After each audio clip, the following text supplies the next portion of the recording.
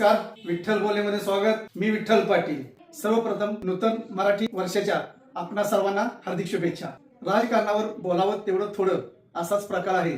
कारण मंत्री हसन मुश्रीफ आणि आमदार सतेज पाटील यांचा दोस्ताना तसं काय काल परवाचं नाही, एक तपापासून तरी त्यांनी खास मैत्री जपलेली आहे. 2014च्या लोकसभा निवडणुकीत सतेज पाटील यांनी राष्ट्रवादीचे उमेदवार धनंजय महाडिक यांना मदत करावी म्हणून हसन मुश्रीफ यांनी त्यावेळी खूप प्रयत्न केले आणि सतेज पाटील यांनी मेळावा घेऊन पाठिंबा सुद्धा दिला होता. पण तो जो पैरा फेडायचा होता मुश्रीफांच्या भाषेत, तो पैरा सतेज पाटील यांच्या 2014च्या विधानसभा निवडणुकीत फेडला गेला नाही आणि ती मनाला लागलेली खंत आतापर्यंत म्हणजे अजूनपर्यंत मुश्रीफ यांच्या प्रत्येक पावलाला जाणवते. म्हणूनच कोल्हापूर महापालिकेत महाविकास आघाडीची एकत्र सत्ता आणण्यासाठी मुश्रीफ आणि बंटी पाटील यांनी खूप प्रयत्न केले, सत्ता सुद्धा आणली. प्रशासक काळात सुद्धा मुश्रीफ आणि बंटी पाटील यांनीच बहुतेक वेळा महापालिकेची सूत्र हलवली आणि ही सूत्र हलवत असताना त्यांनी इतक्या निकोपपणे दोस्ती सांभाळली की ही राजकीय दोस्ती त्यांची इतकी घट्ट होत गेली आणि त्यातून त्यांनी अनेक सत्ता काबीज केल्या. म्हणजे सहकार क्षेत्रातल्या सुद्धा, की जिल्हा सहकारी दूध उत्पादक संघ असेल किंवा जिल्हा मध्यवर्ती सहकारी बँक सुद्धा असेल, अशा एका टप्प्यानं या दोघांची मैत्री अधिकच वाढत गेली. मध्यंतरीच्या काळात मात्र असा काय यांच्या मैत्रीत अपघात घडला की मुश्रीफांना महाविकास आघाडी सोडून महायुतीच्या घटक पक्षात जावं लागलं. राष्ट्रवादीची विभागणी झाली आणि अजित पवारांच्या राष्ट्रवादीत गेल्यामुळं मुश्रीफ यांची मैत्री निश्चितच भाजप बरोबर वाढत गेली. एक घटना, एक प्रसंग आपल्याला आठवत असेल. पोलिसांसाठी, कोल्हापूर जिल्हा पोलीस दलासाठी नवीन वाहनं आणि नवीन मोटरसायकल आल्या होत्या. त्यांचा लोकार्पण सोहळा असताना धनंजय महाडिक आणि हसन मुश्रीफ त्या कार्यक्रमाला उपस्थित होते आणि तो कार्यक्रम सुरू असतानाच धनंजय महाडिक यांनी पोलिसांची बुलेट घेतली आणि किक मारून आपण सारथ्य केलं. विशेष म्हणजे त्यावेळी हसन मुश्रीफ धनंजय महाडिक यांच्या पाठीमागे बसले आणि यांची बाईक पोलीस मैदानावर फिरू लागली. हा प्रसंग आठवत तुम्हाला असं दिसून येत असेल की त्याच वेळी मुश्रीफांना सतेज पाटील यांना सोडावं लागलं आणि तो जो विरह आहे, हा सतेज पाटील मुश्रीफ यांच्या दोस्तीतील तो विरह जो आहे तो मुश्रीफ यांच्या मनाला लागून राहिला की आपल्याला सतेज पाटलांना सोडावं लागलं आणि धनंजय महाडिकांच्या गाडीवर बसून फेरफटका मारावा लागला. हा जो प्रसंग होता तो होताच होता. पण त्यानंतर हसन मुश्रीफ यांची दुसरी जी कोंडी झाली ती अशी की कागल तालुक्यातील पारंपरिक राजकीय कट्टरवैरी समजित घाटगे यांच्याबरोबर सुद्धा त्यांना सोयरीक करावी लागली. सोयरीक अर्थातच ही राजकीय सोयरीक, गैरसमज करून घेऊ नका. म्हणजे मी कशा टप्प्यावर सांगतोय, आपण ऐकत आहात की सतेज पाटील यांच्या मैत्रीचा विरह सहन करत असतानाच त्यांना दुसरी जी सोयरीक करावी लागली ती कट्टर राजकीय वैरी असणाऱ्या समरजित घाटगे यांच्याबरोबर सोयरीक करावी लागली. अर्थात ही राजकीय सोयरीक मुश्रीफ यांना अडचणीचीच वाटू लागली होती. पण इडापिडा मागे लावून घेतलेल्या मुश्रीफांना पर्याय नव्हता. ह्या इडापिडामुळेच मुश्रीफांना सतेज पाटील यांना सोडावं लागलं. तो विरह सहन करत त्यांना धनंजय महाडिक आणि समरजित घाटगे यांच्याबरोबर मैत्री करावी लागली.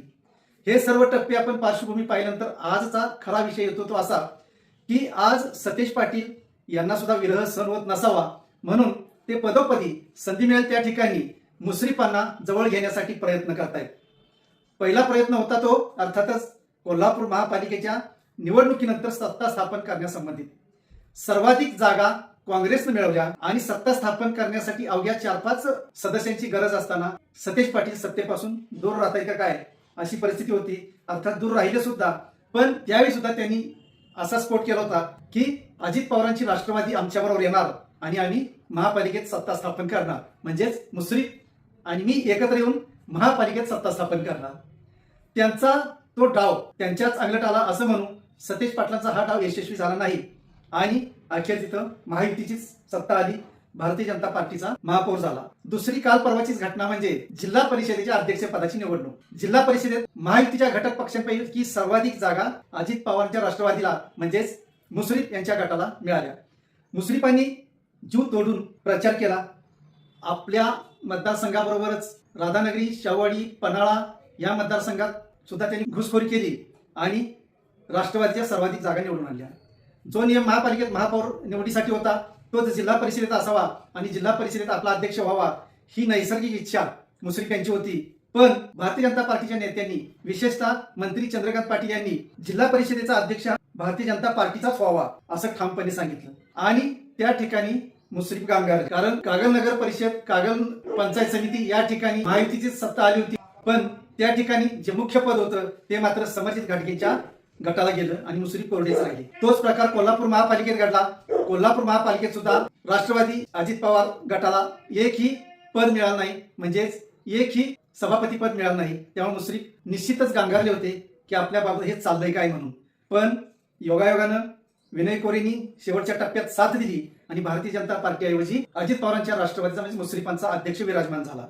पण त्यापूर्वी सुद्धा सतेज पाटील यांनी डाव खेळला की आम्ही मुश्रीफांना पाठिंबा देतो, मुश्रीफांनी बेधडक आपला अध्यक्ष करावा. पण मुश्रीफांचं हे धाडस होणे नाही हे सर्वांनाच माहिती होतं. बंटी पाटलांना सुद्धा माहिती होतं. पण बंटी पाटलांनी प्रत्येक वेळी हबकी डाव टाकायचा सोडलेला नाही. कोल्हापूर महापालिकेत टाकला, कोल्हापूर जिल्हा परिषदेत टाकला. त्याचं कारण असं की मुश्रीफ आणि बंटी पाटलांची ही नुरा कुस्ती म्हणावी लागेल. आणि खरा बंटी पाटलांचा हबकी डाव आहे तो दुसऱ्याच नेत्यांवर आहे. तो कशासाठी आहे तर तो गोकुळसाठी आहे. कोल्हापूर जिल्हा सहकारी दूध उत्पादक संघाची निवडणूक तोंडावर आहे, म्हणजे काही दिवसात येईल. या ठिकाणी सतेज पाटील आणि मुश्रीफ यांची सत्ता यावी अशी काँग्रेसच्या कार्यकर्त्यांची अपेक्षा आहे, विशेषतः बंटी पाटलांच्या कट्टर कार्यकर्त्यांची अपेक्षा आहे. या ठिकाणी भारतीय जनता पार्टी सत्तेवर येऊ नये असं अनेक जण बोलत आहेत. म्हणूनच बंटी पाटील यांनी कोल्हापूर जिल्हा परिषदेत अध्यक्ष करण्यासाठी मुश्रीफांना आपण पूर्ण पाठिंबा देत आहोत असं सांगितलं. इतकंच नव्हे तर अध्यक्षपदाच्या निवडणुकीत जे काँग्रेसच्या सदस्यांनी अर्ज भरले होते अध्यक्ष उपाध्यक्ष निवडीसाठी ते सुद्धा माघारी घेण्यात आले. म्हणजेच बंटी पाटील येथे हबकी डाव टाकला की मी अजूनही मुश्रीफांबरोबर आहे, मुश्रीफांसाठी काय पण हे सुद्धा बंटी पाटलांनी दाखवून दिलेलं आहे की मुश्रीफान मी केव्हाही एकत्र येऊ शकतो, मुश्रीफान माझी दोस्ती तुटू शकत नाही. आता दोघेही आम्ही विरह सहन करत आहोत. हा विरह इतका टोकाला गेलेला आहे की मुश्रीफ सुद्धा विरहाला कंटाळलेले आहेत आणि ते केव्हाही आपल्यावर येऊ शकतात असाच संदेश बंटी पाटील यांनी दिलेला आहे. आणि हा संदेश देत असतानाच हबकी डाव टाकलेला आहे तो अर्थातच भारतीय जनता पार्टीच्या नेत्यांवर टाकलेला आहे. गोकुळसाठी जे बंटी पाटलांच्या विरोधात आहेत त्यांच्यासाठी हा हबकी डाव टाकलेला आहे. पाहू आता या हबकी डावात खरोखरच बंटी पाटील यशस्वी होणार का त्यांचा हबकी डाव हवेतच फिरणार हे सुद्धा पाहावं लागणार. म्हणून आजच्या घडीला मात्र आपण निश्चितच म्हणू शकतो की बंटी पाटलांचा हबकी डाव अनेकांना धडकी भरवतोय की काय अशी परिस्थिती आहे. धन्यवाद. असेच नवनवीन विषय ऐकण्यासाठी लाईक, सबस्क्राईब आणि बेल आयकॉनवरती क्लिक करा.